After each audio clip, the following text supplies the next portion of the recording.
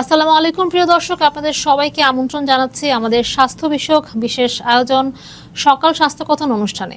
আজ আমরা আলোচনা করব এই সময়ের সবচেয়ে কমন একটি চর্মরোগ স্ক্যাবিস বা খোসপাঁচড়া নিয়ে, যা খুবই দ্রুত পরিবারের মাঝে ছড়িয়ে পড়ে।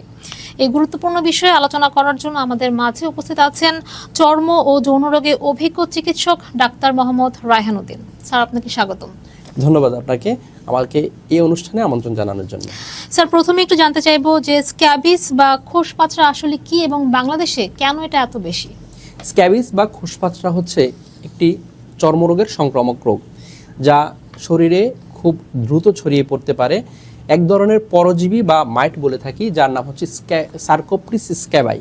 এই সার্কোপ্টিস স্ক্যাবাই ত্বকের নিচে বংশবিস্তার করে এবং প্রচণ্ড পরিমাণে চুলকানো সৃষ্টি করতে পারে, যা গ্রামের ভাষায় আমরা বলে থাকি খুজলি বা খোসপাঁচড়া, অথবা বলে থাকি পানি গোটাও বলা হয়।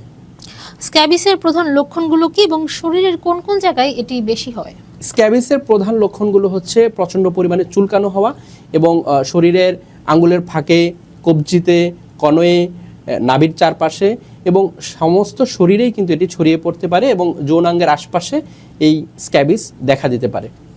বাচ্চাদের ক্ষেত্রে লক্ষণগুলো কি আলাদা নাকি একই রকম?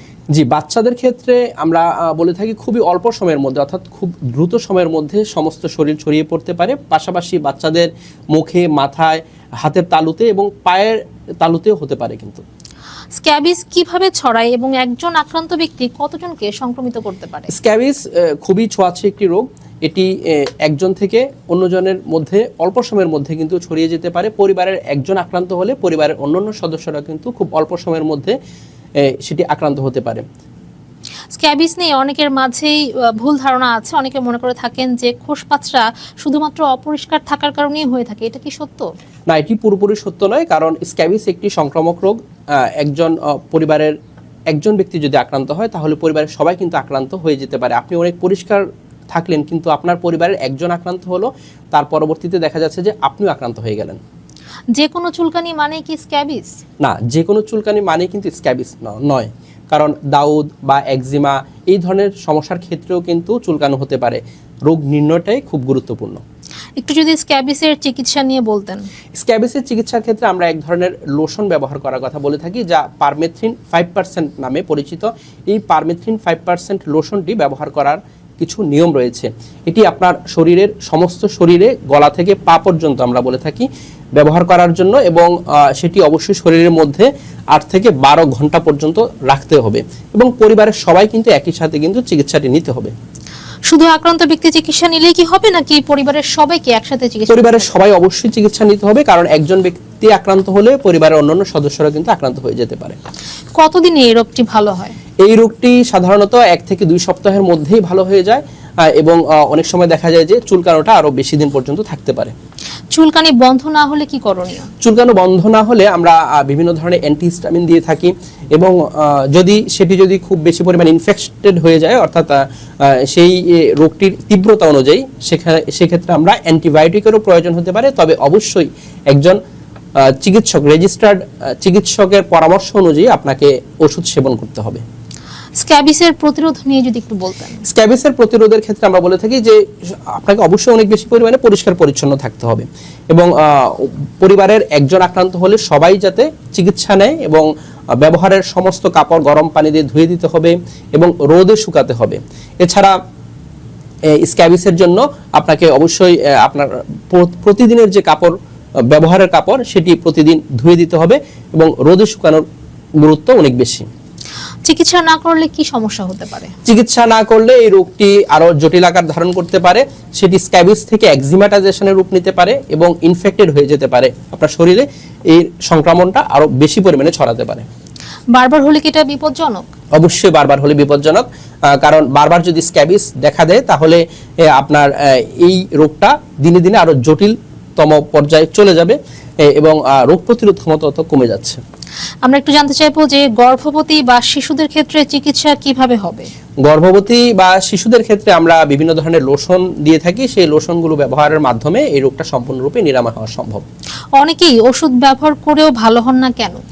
কারণ সঠিকভাবে ওষুধটা ব্যবহার করা হচ্ছে না। ব্যবহার বিধিটা যদি সঠিক না হয় তাহলে কিন্তু এই রোগটি ভালো হয় না। যেমনটা আমি বলেছিলাম যে পরিবারের সবাই একই সাথে ব্যবহার করতে হবে, পাশাপাশি আপনার শরীরে যে লোশনটা ব্যবহারের জন্য ডাক্তাররা দিয়ে থাকে সেই লোশনটা 12 ঘন্টা আপনার শরীরে থাকতে হবে। আমরা যদি সঠিকভাবে ব্যবহার না হয় তাহলে এই রোগটা বারবার ফিরে আসে এবং রোগটা ভালো হয় না। স্ক্যাবিস কি আবার হতে পারে এবং কখন অবশ্যই ডাক্তার দেখাতে হবে? জি, স্ক্যাবিস বারবার হতে পারে। যদি বারবারই হয় এবং রোগটি যদি আপনার ইনফেক্টেড হয়ে যায় তাহলে অবশ্যই ডাক্তার পরামর্শ নিতে হবে। স্যার, আমরা অনুষ্ঠানের একদম শেষ পর্যায়ে চলে এসেছি। দর্শকদের জন্য আপনার শেষ পরামর্শ কি হবে? জি, ধন্যবাদ আপনাকে। যে দর্শকদের জন্য আমার পরামর্শ হবে, স্ক্যাবিস এমন একটি রোগ যা ছোঁয়াচে। অবশ্যই পরিবারের একজন যদি আক্রান্ত হয় তাহলে সবাইকে চিকিৎসা নিতে হবে, পরিষ্কার পরিচ্ছন্নতা মেনটেন করতে হবে। স্ক্যাবিস কোনো লজ্জার রোগ নয়। সঠিক চিকিৎসার মাধ্যমে রোগটি সম্পূর্ণরূপে নিরাময় হওয়া সম্ভব। স্যার, দর্শকদের পক্ষ থেকে কোনো রোগী যদি আপনার চেম্বারে যেতে চায় সেক্ষেত্রে আপনার চেম্বারের অ্যাড্রেসটা যদি একটু বলতেন। জি, আমার চেম্বার অ্যাড্রেস হচ্ছে, আমি ঢাকা এবং কুমিল্লায় 2 জায়গায় চেম্বার করে থাকি। ঢাকায় ঢাকা মেডিকেল কলেজ হাসপাতাল নতুন বিল্ডিং গেটের বিপরীত পাশে। Pure scientific diagnostic services limited প্রতি বৃহস্পতি, শুক্র ও শনিবার দুপুর 2টা থেকে রাত 10টা পর্যন্ত। কুমিল্লা ইপিজেড 1 নং গেটের বিপরীত পাশে মোল্লা হাউস প্রতি সোম, মঙ্গল ও বুধবার দুপুর 2টা থেকে রাত 9টা পর্যন্ত। এবং আমার দুটো মাত্র সিরিয়াল নাম্বার, এর বাইরে কোনো নাম্বার নেই। নাম্বারগুলো আমি একটু বলে দিচ্ছি। 01647386185। আরেকটি নাম্বার হচ্ছে 01727375664। আমি সবসময় বলে থাকি যে এই দুটো নাম্বারের বাইরে আমাদের কোনো নাম্বার নেই, কারণ একটু সতর্কবার্তা এই অনুষ্ঠানের মাধ্যমে, আপনার মাধ্যমে আমি দর্শকদেরকে জানাতে চাই যে আমার ভিডিও ব্যবহার করে, আমার ছবি ব্যবহার করে একদল প্রতারক চক্র আমার নামে এবং বিভিন্ন নামে অসংখ্য ফেক পেজ খুলে ওরা বিভিন্ন ধরনের ওষুধের বিজ্ঞাপন দিয়ে যাচ্ছে এবং ওরা বিভিন্ন ধরনের ওষুধ পাঠাবে বলে মানুষ থেকে টাকা হাতিয়ে নিচ্ছে এবং বিকাশ লেনদেন করছে। আমি সবসময় বলে থাকি, আমি কোনো ধরনের অনলাইনে রুগী দেখি না এবং অনলাইনে কোনো ওষুধও পাঠাই না। আমি শুধুমাত্র সরাসরি চেম্বারেই রুগী দেখে থাকি এবং এই প্রতারক চক্রের সাথে আমার কোনো ধরনের সম্পৃক্ততা নেই। দয়া করে এই ধরনের প্রতারণা ফাঁদ থেকে সাবধান থাকবেন। ধন্যবাদ সবাইকে। ধন্যবাদ স্যার আমাদের অনুষ্ঠানে সময় দেওয়ার জন্য। দর্শক, আপনাদের যদি স্বাস্থ্য বিষয়ে কোনো প্রশ্ন বা জিজ্ঞাসা থাকে সেক্ষেত্রে আমাদের এই ভিডিওর কমেন্ট বক্সে আপনারা লিখতে পারেন। আমরা পরবর্তী অনুষ্ঠানে উত্তর দেওয়ার চেষ্টা করব। প্রিয় দর্শক, আজকের মতো শেষ করছি এখানে। ভালো থাকুন, সুস্থ থাকুন, সচেতন থাকুন। আল্লাহ হাফেজ।